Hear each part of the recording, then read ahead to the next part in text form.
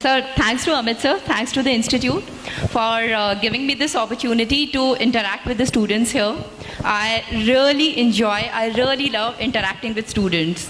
जब मैंने तैयारी शुरू की थी, देखिए फ्रेंड्स, आज नाम हो रहा है कि अन्नू कुमारी की स्ट्रैटेजी क्या थी, लेकिन मैं सच बताऊं, जब मैंने तैयारी शुरू की थी कोई स्ट्रैटेजी माइंड में नहीं थी.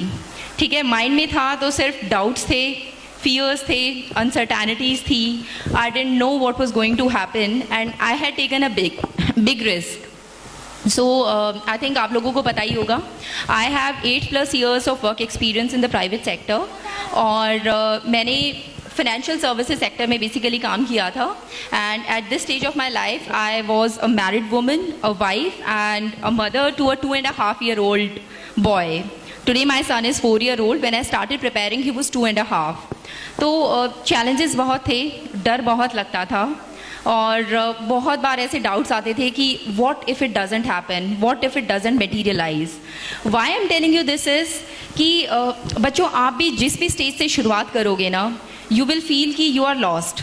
You do not know where to begin, what to do. लोग करते कैसे हैं, छोटे छोटे डाउट्स होते हैं ना जो हमारे specially they are the most difficult to tackle.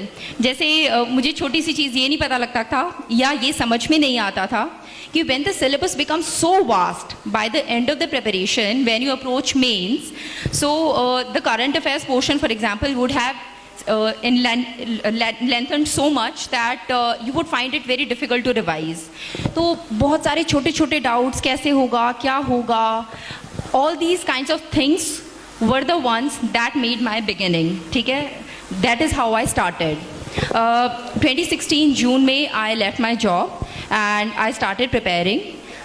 Thanks to my brother and my mama ji, they are the ones who actually inspired me or encouraged me कि तुम जॉब छोड़ दो, कोशिश करोगी तो हो जाएगा. It was only on their insistence.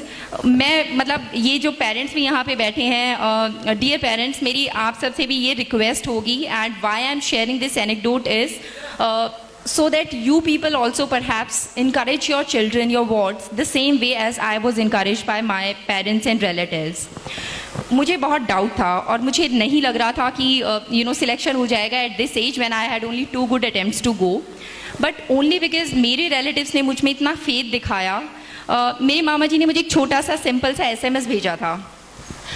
उन्होंने लिखा था कि अगर तू अभी जॉब छोड़ दे तो तेरा और तेरे बेटे का 1.5-2 साल का जो भी खर्चा होगा, I am ready to bear.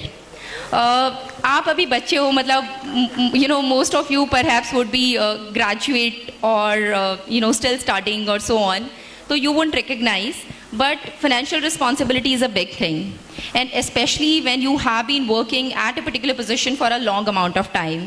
I was drawing a good salary, so financially I was in a stable position, but ये सोच के डर लगता था कि कल को जब वो महीने के एंड में सैलरी नहीं आएगी तो how would you manage your finances and all. एक होम लोन भी ले रखा था, बेटा भी था, उसकी पढ़ाई भी स्टार्ट होने वाली थी, so all kinds of things were there. तो बच्चों के मन में डाउट्स या फियर्स होंगे.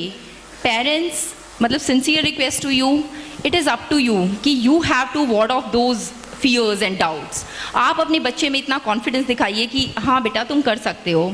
मैं ये ब्रैक करने के लिए नहीं कह रही हूँ, बट मैं बताना चाह रही हूँ आपको. Whenever I use to feel very very low ना, तो मेरा भाई या मेरे पापा मुझे यूँ कह देते थे, बेटा तू एक्सेप्शनल है, तो निकाल जाएगी. एक्सेप्शनल वर्ड बहुत बड़ा होता है, ठीक है. I know in the heart of my hearts कि कोई एक्सेप्शनल नहीं हूँ मैं, पर मैं सच बता रही हूँ. जब मेरा भाई मुझे वो एक छोटा सा कह देते ना, तो कोशिश तो कर, तो निकाल जाएगी, तो एक्सेप्शनल है, मैं बता रहा हूँ. ट्रस्ट मी, मुझे खुद अंदर से इतना कॉन्फिडेंस आता था कि नहीं, शायद किसी तो बेस पे कह रहा होगा, हो जाएगा. 2016 का जब फाइनल रिजल्ट आया, 2016 का प्री मेरा क्लियर नहीं हुआ था. I had studied for around 1.5 months to give that preliminary exam. अगस्त में था उस टाइम पे, तो 1.5 महीने की तैयारी से मुझे पता था कि वो क्लियर नहीं होने वाला है. वो हुआ भी नहीं. I lost it by 1 mark.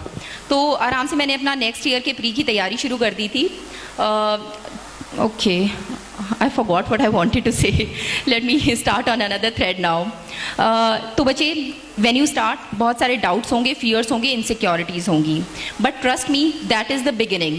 And trust your instincts.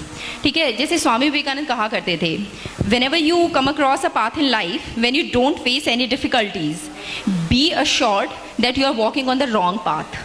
जब हम कुछ सही करने चलेंगे, कुछ डिफ़िकल्ट करने चलेंगे, कुछ बड़ा करने चलेंगे, मतलब नो डाउट प्रॉब्लम्स होंगी और डिफ़िकल्टीज़ होंगी, लेकिन उस टाइम पे ना थोड़ा सा ये सोच लीजिएगा ये डिफ़िकल्टीज़ थोड़े ही समय के लिए हैं।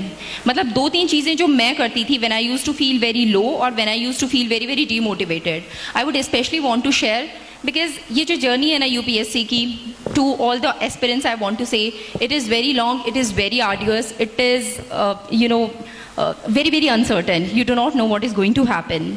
तो ऐसे मोमेंट्स पे ये छोटी छोटी चीज़ें हमें कई बार बूस्टअप करती हैं, इनकरेज करती हैं, and they always give us the strength to go ahead despite the insecurities and fears.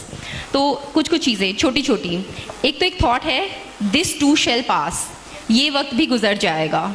मतलब ये थॉट सुन के मुझे बड़ी शांति से मिलती थी। ठीक है, फ़िलहाल ये प्रॉब्लम है, चलो चली जाएगी। मुझे मेंस के टाइम पे ना चिकनगुनिया हो गया था, तो जॉइंट्स वगैरह ने काम करना बंद कर दिया था। मैं बहुत रोई थी कि मुझसे तो पहले ही मेरी स्पीड स्लो है और अब तो लिखा जाने वाला ही नहीं है। ठीक है, बट उस टाइम पे फिर मैं यही सोचती थी कि ठीक है, अभी तो मतलब इमीडिएट चिकनगुनिया हुआ है, इस वजह से जॉइंट्स में ज़्यादा पेन है, एज टाइम विल पास वो ठीक हो जाएगा। सो ये छोटा सा phrase, this too shall pass, it use to give me a lot of confidence.